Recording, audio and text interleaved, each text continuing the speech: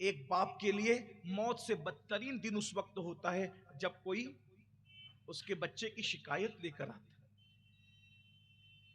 بیٹوں کے بڑے کارنامے باپ کا سر فخر سے اونچا کر دیتے ہیں، اور بچوں کے ذلیل کارنامے ماں باپ کو ذلیل کر کے رکھ دیتے ہیں۔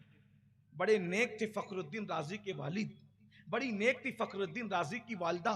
جب گھر پہ لوگ وفود لے کر، قافلے لے کر، بھیڑ لے کر کے آنے لگے، تمہارا بیٹا فخر الدین تو بگڑ گیا بگڑ گیا بگڑ گیا۔ باپ نے ماں کو ڈانٹا، دیکھتی ہو کتنی شکایتیں آ رہی ہے، بیٹا بگڑ گیا۔ ماں نے کہا مجھے افسوس ہے، ایک کام کرتے، اتنی چھوٹی سی عمر میں بگڑ گیا، ارے ابھی تو بالغ بھی نہیں ہوا، ابھی تو جوانی میں بھی نہیں پہنچا، بگڑ گیا۔ ایک کام کرو، اگر اس کو کوئی سدھار سکتا ہے تو میرا سگا بھائی نجم الدین کبرا، وہی تربیت کر کے سدھارے گا، کیونکہ اس کی خانقاہ میں بڑے بڑے چور، ڈاکو، چکے اور گندے سندے لوگ آتے ہیں اور اللہ کے ولی بن جاتے ہیں۔ یہ نجم الدین کبرا کون ہے؟ یہ سرکار قطب الدین بختیار کاکی کے دوست ہیں، شیخ شہاب الدین عمر سہروردی کی بیٹھک کے آدمی ہیں، بہت بڑی ہستی ہے شیخ نجم الدین کبرا کی۔ یہ ماموں لگتے تھے فخر الدین رازی کے، بھائی لگتے تھے ان کی امی کے۔ ماں نے کہا میرا بھائی ولی ہے، میرا بھائی قطب ہے، نظروں سے لوگوں کے دل بدل دیتا ہے، اسی کے یہاں لے جاؤ، اس کے دل کا علاج ہو جائے گا، آوارگی ختم ہو جائے گی۔ اس کا مطلب یہ ہے کہ دل بدلتے ہیں مدرسوں سے اور تعلیم سے نہیں، دل بدلتے ہیں ولیوں کی نگاہوں۔ اس لیے اگر دل بدلنا ہے تو کسی اللہ والوں کی نظر کے سامنے آ جاؤ، اللہ والے کی نظر اٹھتی ہے، دل بدل جاتے ہیں۔ سرکار غریب نواز کے سیرت نگاروں نے لکھا، غریب نواز اکثر آنکھیں بند کر کے رہتے تھے، جس دن آنکھ کھول کر نظر بھر کے کسی کو دیکھ لیتے تھے اس کو مقام ولایت عطا کر دیتے تھے۔ اللہ والوں کی نگاہ، اسی لیے تو اقبال جیسا مفکر بھی کہتا ہے، نگاہ ولی میں وہ تاثیر دیکھی، بدلتی ہزاروں کی تقدیر دیکھی۔ ولی کی نگاہ میں بہت تاثیر ہوتی ہے، اللہ والوں کی نگاہوں کی بات ہی جدا ہوتی ہے۔ تو فخر الدین رازی کی امی کہتی ہے ایک کام کرو، اس کو لے جاؤ، اس کے ماموں کی خانقاہ میں چھوڑ دو، اب وہیں پر پلے گا بڑھے گا، سدھر جائے گا۔ فخر الدین رازی کے والد کو یہ بات ان کی بیوی کا بہت مشورہ پسند آیا، کہا ایک کام کرو، چلو 2 گھوڑے تیار کرو۔ 2 گھوڑے تیار کیے، اور اس کے بعد ابا نے کہہ دیا فخر الدین، لیکن وہ کیا ماں باپ تھے، ماں باپ اولاد کی تربیت کا ایک طریقہ بھی یہاں عرض کروں۔ اتنی بڑی شکایت آئی، میاں بیوی دونوں ایک دوسرے پر غم کر رہے ہیں، ڈسکس کر رہے ہیں، مگر بیٹے کو نہیں بتایا کہ تمہارے خلاف شکایت ہے۔ یعنی اولاد کا بھی ایک رسپیکٹ ہے والدین کے نزدیک، کہ ان کی عزت نفس کا خیال کیا جائے۔ ہم سمجھتے ہیں اولاد ہماری ہے، مارتے رہو، پیٹتے رہو، گالیاں دیتے رہو، نہیں، ہر ایک کی عزت نفس کا خیال کرنا چاہیے۔ اگر بچے چھوٹے ہیں تو ان کی تربیت میں ان کی عزت نفس کا بھی خیال کرو۔ یہ ہم جو اپنے بچوں کو کہتے ہیں نا تو زندگی میں کچھ نہیں کرے گا، ایسا نہ کرو۔ ماں باپ کو تو کبھی نہیں کہنا چاہیے، کیونکہ ماں باپ کی زبان سے جو نکلتا ہے وہ قبول ہوتا ہے۔ تو آپ اولاد کو یہ کیوں کہتے ہو کہ تو کچھ نہیں کر سکتا؟ آپ کو پیٹ ٹھوک کے یہ کہنا چاہیے کہ تو سب کچھ کر سکتا ہے، یہ سوچ کر ارے اس میں صلاحیت نہیں ہے، لیکن اللہ نے تیری زبان میں باپ ہونے کی وجہ سے وہ تاثیر عطا کی ہے کہ تو اولاد کے لیے جو کہے گا وہ قبول ہو جائے گا۔ تو اپنے بچوں کی حوصلہ افزائی کرنا سیکھیں۔ ماں باپ ادھر کڑ رہے ہیں لیکن بیٹے کو کچھ نہیں کہا، عزت نفس کا خیال رکھا۔ تو جہاں اولاد کو ماں باپ کی تعظیم کرنا چاہیے وہاں ماں باپ کو بھی کچھ سیکھنا چاہیے۔ مگر افسوس یہ ہے کہ آج کل ماں باپ بھی پڑھے لکھے نہیں ہیں، اس لیے مسئلہ بہت بڑا ہے، تکلیف بڑی ہے، اس لیے ہم اولاد کی تربیت میں ناکام ہیں۔ اور یاد رکھنا، تعلیم سے زیادہ اہمیت اسلام میں تربیت کی ہے۔ تربیت کا بڑا جو ہے وہ عمل دخل ہے۔ یہ جتنے ولی لوگ ہیں نا یہ سب تربیت کی وجہ سے۔ سرکار غریب نواز کی امی جان غریب نواز سے کہتی ہے بیٹا تیری زبان میں جو تاثیر ہے اس کی وجہ یہ ہے کہ میں نے تجھے کبھی بغیر وضو کے دودھ نہیں پلایا۔ میں یہ واقعات کبھی پڑھ چکا ہوں، آج میرا عنوان نہیں ہے اور میں پڑھتا رہتا ہوں، لیکن آج عنوان جو ہے میں اس پہ بات کرنا چاہ رہا ہوں۔ سرکار فخر الدین رازی کے والد نے بیٹے کو یہ نہیں کہا کہ تمہارے خلاف شکایت آئی ہے تو ہم تم کو پہنچانے جا رہے ہیں، نہیں، بس اتنا کہا بیٹا تمہارے ماموں کی خانقاہ ہے، وہاں سے لوگ بہت علم حاصل کرتے ہیں، اکتساب فیض کرتے ہیں، ہم تمہیں وہاں لے جائیں، چلو وہاں۔ آپ خوشی خوشی تیار ہو گئے۔ اب باپ کو نہیں پتا تھا کہ بیٹے کے سینے میں عشق کی آگ لگ گئی، عشق کی چنگاری شعلہ بن گئی ہے۔ حضرت فخر الدین رازی کے ابا نے کہا کہ بھئی 2 گھوڑے تیار کرو، 2 گھوڑے تیار کیے، ایک پر بیٹے کو بٹھایا، ایک پر خود بیٹھے۔ اب فخر الدین رازی باپ کے ساتھ جا رہے ہیں، لیکن درختوں کو دیکھا دیکھ ہی رہے، جنگل دیکھا دیکھ رہے، تتلیوں کو دیکھا دیکھ رہے، سب دیکھتے ہیں، کہیں رک جاتے ہیں، ابا کہتے ہیں چلو بھئی چلو چلو کر کے لے کے جاتے ہیں۔ اللہ کی شان، جب یہ 2 رکنی قافلہ چلتے چلتے جب پہنچا جنگل میں، خدا کی شان، اچانک سامنے شیر آیا، اور شیر آیا تو گھوڑے کانپ رہے شیر کو دیکھ کر۔ فخر الدین رازی کے ابا کے وجود پر بھی کپ کپی، انہوں نے گھوڑے کو موڑا اور ادھر دوڑا کر کے لے کے گئے۔ لیکن جب وہ دور چلے گئے، اپنے آپ کو محفوظ سمجھنے لگے، تو دور سے دیکھا کہ بیٹا تو کھڑا ہے اور گھوڑا کانپ رہا ہے۔ وہ گھوڑے سے نیچے اترے، ادھر وہ آواز دے رہے، او فخر الدین فخر الدین فخر الدین، یہ کس کی سنتے؟ وہ گھوڑا بھاگا، یہ وہیں کھڑے ہیں اور کھڑے ہو کر شیر کو دیکھ رہے ہیں اور دیکھ رہے ہیں اور دیکھ رہے ہیں۔ یہ آواز دیتے، او فخر الدین فخر الدین فخر الدین، وہ کس کی سنتے ہیں؟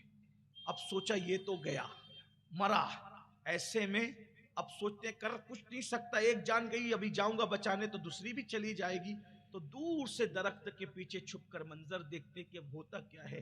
شیر آگے بڑھتا ہے آگے بڑھتا ہے، یہ کھڑے اپنی جگہ شیر کو تک رہے ہیں۔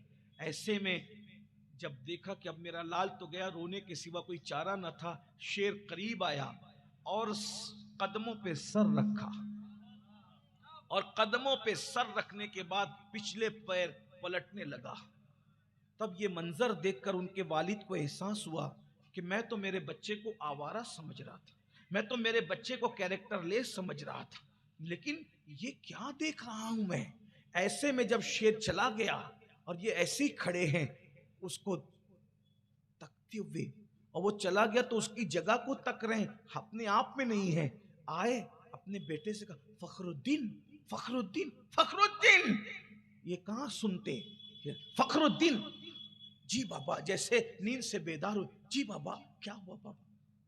اور بیٹا وہ شیر تھا، شیر تجھے کھا جاتا، کیا نادانی ہے، شیر کوئی تکنے کی چیز ہے؟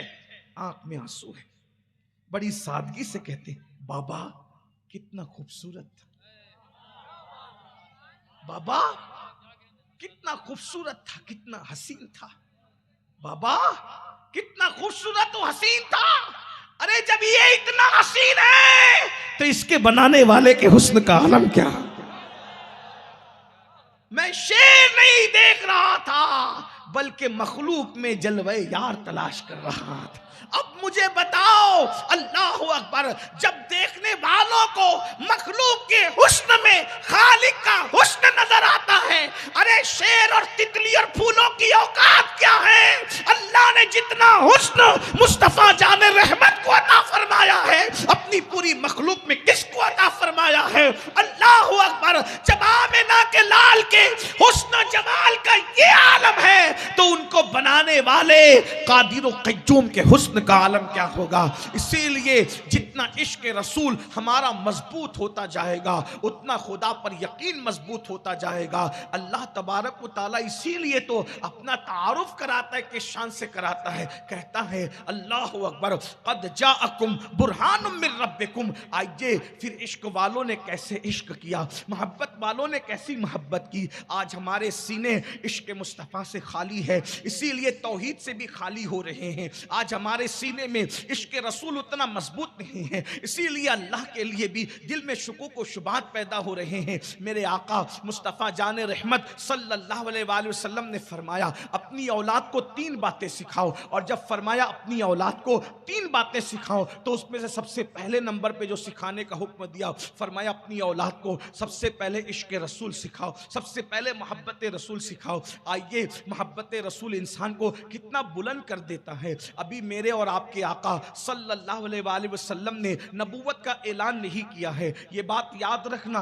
اعلان نبوت سے پہلے بھی حضور کی زندگی کے اندر کوئی کمی نہیں تھی۔ اللہ اکبر۔ اعلان نبوت سے پہلے مکے کے سب لوگ حضور کو صادق الوعد الامین کہتے تھے، کہتے یہ تو امین ہے، یہ تو صادق ہے، یہ ایک الگ عنوان ہے۔ اللہ اللہ، حضور نے اعلان نبوت سے پہلے ایک قدم بھی قرآن کی تعلیم کے خلاف نہیں اٹھایا۔ گویا کہ حضور علیہ السلام اعلان نبوت سے پہلے قرآن بن کے دکھا رہے تھے، اور اعلان نبوت کے بعد حضور کو قرآن پڑھ کے دکھانا تھا۔ جو قرآن بعد میں پڑھا جا رہا تھا، حضور اس کی پوری زندگی کے اندر عملی تصویر پیش کر رہے تھے۔ محبتوں کا وہی عالم تھا، یتیموں کی پرورش کا وہی عالم تھا، مہمان نوازی کا وہی عالم تھا، شفقتوں کا وہی عالم تھا، محبتوں کا وہی عالم تھا، پیار کا وہی عالم تھا۔ آئیے عشق مصطفیٰ کس طریقے سے کیا گیا اور کس طریقے سے مقام پایا گیا۔ اللہ اللہ، ایک بچہ ہے، ننھا سا بچہ، اللہ اکبر، وہ خوش نصیب بچہ جن پر ہماری جانیں قربان، ہمارے ماں باپ قربان، اس شہزادے کو دنیا زید کہتی ہے، اور یہ زید وہ ہیں اللہ اللہ بعد میں شرف صحابیت حاصل کیا اور پھر مقام بلند ملے۔ میں اس سے پہلے ان کی زندگی کے مختصر احوال پیش کرتا ہوں۔ ہوا یہ تھا کہ حضرت زید بچے تھے، ننھے سے بچے، اور بچپنے میں اپنے ننھیال جا رہے تھے، یعنی نانی کے گھر جا رہے تھے۔ ایسے میں کچھ گنڈوں نے ان کو اس قافلے کو لوٹ لیا، اور لوٹنے کے بعد جو ہے وہ جو بچے ہاتھ لگے، بڑے ہاتھ لگے، ان کو چھین کر کے لے کر کے چلے گئے، اور مکے کے بازار میں لے جا کر کے ان کو بیچنے لگے۔ ایسے ہی ادھر وہ زید بک رہے ہیں بچپنے میں، اور خیال مکے کی ملکہ کو آیا، ملکہ تجار کو آیا کہ مجھے غلام خریدنا چاہیے۔ ملکہ تجار کون تھی؟ اللہ اکبر، وہ ملکہ فردوس بری کی امی جان، اور ہم سب کی امی جان ام المومنین سیدہ طیبہ خدیجۃ الکبریٰ، اللہ اکبر، رسول اللہ کے نکاح میں پہلے آنے والی، جن کو عرش سے سلام آتا ہے۔ سیدہ خدیجہ کی میں کیا فضیلت بیان کروں، سب سے بڑی فضیلت تو یہی ہے، آخری نبی کے نکاح میں سب سے پہلے جس کو آنے کا شرف حاصل ہے اسے ام المومنین سیدہ خدیجہ کہتے ہیں۔ اللہ اکبر، ہم سب حضور سے محبت کرتے ہیں۔ حضور علیہ السلام اپنی بیویوں میں سب سے زیادہ جس سے پیار کرتے تھے اسے خدیجۃ الکبریٰ کہتے ہیں۔ سیدہ فاطمۃ الزہرا کی سگی امی کو سیدہ خدیجۃ الکبریٰ کہتے ہیں۔ بلکہ ایک جملے میں ان کی فضیلت پڑھ دوں، مخدومہ کائنات کی مخدومہ کو خدیجۃ الکبریٰ کہتے ہیں۔ اب کوئی اندازہ تو کر لے، جو تمام عالمین کی مخدومہ ہے اس کی مخدومہ سیدہ خدیجۃ الکبریٰ ہے۔ قربان جائیں، دل میں خیال آتا ہے مجھے غلام خریدنا ہے۔ اپنے بھتیجے ابن حزام سے کہتی ہیں بیٹے جاؤ اور بازار سے کچھ غلام خرید کر کے لاؤ۔ بہت مالدار تھی، بہت دولت تھی، دولت کی بہت ریل پیل تھی۔ اللہ اکبر، بہت اللہ نے نواز رکھا تھا، پورے مکے میں ان سے زیادہ کوئی مالدار نہیں تھا۔ حکم ہوا جاؤ غلام اور کنیزیں خرید کر کے لاؤ۔ ابن حزام جو ان کے بھتیجے لگتے تھے، رشتے میں بھائی کے بیٹے لگتے تھے، وہ گئے اور جانے کے بعد دیکھا ایک خوبصورت سا بچہ بک رہا ہے، اس کو خرید لیا اور خرید کر کہا پھپھی اماں یہ میں بچہ خرید کر کے لایا ہوں، بہت خوبصورت تھے۔ حضرت خدیجہ نے اپنے پاس رکھا۔ سیدہ خدیجۃ الکبریٰ کا نکاح جب مصطفیٰ جان رحمت کے ساتھ ہو گیا تو اپنی ساری چیز حضور کی قدموں میں پیش کر دیا، وہیں پر زید کو بھی پیش کیا۔ یا رسول اے میرے سرتاج، ابھی حضور علیہ السلام نے نبوت کا اعلان نہیں کیا تھا صلی اللہ علیہ وآلہ وسلم، تو کہا میرے سرتاج یہ سب مال آپ کا ہے، اور خاص طور پر زید کو حضور کو تحفے میں پیش کیا، یہ آپ کے لیے ہے۔ حضور علیہ السلام نے زید کو اپنے پاس رکھا۔ اب میرے آقا کی عادت تھی سب کو پیار دینا، سب سے محبت کرنا، آقا کا وصف تھا تیری عادت ہے سب کا جی رکھنا۔ اتنا پیار دیا حضور نے، اعلان نبوت سے پہلے کی بات ہے، اتنا پیار دیا، اتنی محبت دی کہ اللہ اکبر، آتے ہیں تو زید، جاتے ہیں تو زید، کہیں جا رہے تو زید زید زید زید زید۔ حضور نے زید کا اتنا نام لیا، اتنا نام لیا کہ زید کو بھی حضور علیہ السلام سے پیار ہو گیا۔ ابھی اعلان نبوت کی بات نہیں ہے، اعلان نبوت ابھی بہت بعد میں باقی ہے۔ اللہ اکبر، ایسے میں زید اب میرے آقا علیہ السلام کے ساتھ ساتھ تھے، وہ بھی بڑے خوبصورت آدمی تھے، بڑے گھرانے کے تھے، لیکن گھر لوٹ لیے گئے تھے، بیچ دیے گئے تھے۔ ایسے میں زید کے گاؤں کے کچھ لوگ حج کے لیے آئے تو انہوں نے مینا میں حضور کے ساتھ زید کو دیکھا، پہچان لیا، اور پہچان کے کہا تو حارثہ کا بیٹا ہے زید؟ کہا ہاں میں حارثہ کا بیٹا ہوں زید۔ تم نے کیسے کہا؟ تو ہمارے گاؤں کا ہے، تو تیرا باپ تیرے لیے رات دن روتا ہے، تو یہاں عیش آرام کرتا ہے، اور تیرا باپ تیرے لیے رو رو کر کے بے چین ہو رہا ہے۔ سنت یعقوب زندہ کر دی گئی ہے ادھر رو رو کر کے۔ تیرے باپ نے تیری جدائی میں کتنے اشعار کہے ہیں۔ تو حضرت زید نے بھی کچھ اشعار بھیجے۔ وہ جب حج سے واپس ہوئے تو کہا کہ ہم نے تیرے بیٹے کو ایک ہاشمی اور مطلبی کے غلامی میں دیکھا، اور وہ خاندان جو ہاشمیوں کا خاندان ہے بڑے سخی لوگ ہیں، بڑے کریم لوگ ہیں۔ زید کے والد ڈھونڈ ڈھونڈ کر تھکے تھے، جب پتہ مل گیا کہ مکے میں ہے اور ہاشمیوں کے پاس ہے، مطلبیوں کے پاس ہے، کریموں کے پاس ہے، تو بہت ساری دولت لے کر مال لے کر آئے، اور آنے کے بعد حضور سے ملاقات کی۔ آپ تو جانتے ہیں میں کئی بار یہ بات کہتا رہتا ہوں، کہہ چکا ہوں، حضور اتنے خوبصورت تھے، جو دیکھتا تھا حضور ہی کا ہو جاتا۔ زید کے والد حارثہ نے دیکھا اور دیکھ کر کے کہتے ہیں کہ آپ کریم لوگ ہیں، ہاشمی لوگ کریم لوگ ہیں، ہم ایک حاجت لے کر آئیں، اجازت ہو تو عرض کریں۔ کہا بالکل کہو۔ تو کہا ہم نے سنا ہے کہ ہمارا بیٹا زید آپ کی غلامی میں، جتنی رقم لینا ہے لے لو، میرے بچے کو آزاد کر، میرا بیٹا دے دو، اور جو رقم لینا ہے لے لو۔ میرے کریم آقا نے فرمایا میں زید کو بلاتا ہوں، اگر زید تمہیں پہچان لے اور تمہارے ساتھ جانے کے لیے تیار ہو جائے تو مجھے رقم کی حاجت نہیں ہے۔ اگر ایک بیٹا اپنے باپ سے مل لے تو اس سے بڑی چیز کیا ہو سکتی؟ سب کچھ دولت ہی تو نہیں ہوتی۔ اگر باپ بیٹا ایک دوسرے سے مل جاتے ہیں تو اس سے بڑی چیز کیا ہے؟ میں بلاتا ہوں۔ زید آئے۔ آقا علیہ السلام نے فرمایا زید انہیں پہچانتے ہو؟ زید نے کہا آقا یہ میرے والد ہے، میرے ابا ہیں، میں نے پہچان لیا، وہ میرا چچا ہے، دونوں کو پہچان لیا۔ تو چچا اور باپ دونوں خوش ہو گئے، ہمارے بیٹے نے ہمیں پہچان لیا۔ پھر اس کے بعد زید کے والد زید کو دیکھ کے خوب روئے اور سینے سے لگایا، جو بھی کیفیت ہوئی ہوگی۔ اور اس کے بعد زید کے والد نے کہا بیٹا ہم تمہیں لینے آئے، چلو ہمارے ساتھ۔ میرے آقا علیہ الصلوۃ والتسلیم نے دیکھا تو میں زید جب تم نے پہچان لیا کہ یہ تمہارے ابا اور تمہارے چچا ہیں، یہ تمہیں لینے آئے ہیں، اگر تم جانا چاہتے ہو میں تمہیں نہیں روکوں گا، جانا چاہتے ہو تو جا سکتے ہو۔ زید باپ کے پاس سے ہٹے اور حضور کے پیچھے چھپ گئے۔ کہا آقا میں آپ کے ساتھ رہنا چاہتا ہوں، باپ کے پاس جانا نہیں چاہتا۔ زید کے باپ نے کہا زید آزادی پر غلامی کو ترجیح دے رہے ہو، باپ کی بجائے اپنی آقا کو ترجیح دے رہے ہو۔ تو زید نے کہا واللہ جتنا پیار اس آقا سے ملا ہے اتنا پیار کسی باپ سے نہیں مل سکتا، اور میں ہزاروں غلامی کو ترجیح دیتا ہوں، ہزاروں غلامی کو ترجیح دیتا ہوں اس آزادی پر۔ مجھے آزاد نہیں ہونا ہے، مجھے انہی کے پاس رہنا ہے۔ اور پھر حضور سے کہا میرے آقا میری ماں بھی آپ ہیں، میرے باپ بھی آپ ہیں، میں آپ کو چھوڑ کے کہیں نہیں جانا چاہتا، جو پیار اور محبت آپ نے دیا ہے وہ کوئی نہیں دے سکتا۔ زید کے باپ نے کہا اگر تم یہاں خوش ہے تو ہم چلے جاتے ہیں قربان۔ پھر میرے آقا نے کیا مقام عطا کیا زید کو؟ جب زید نے کہا ماں بھی آپ ہیں باپ بھی آپ ہیں، تو میرے آقا نے فرمایا اگر تو نے مجھے اپنا ماں باپ کہہ دیا تو جا، میں نے آج سے تجھے اپنا بیٹا بنا لیا۔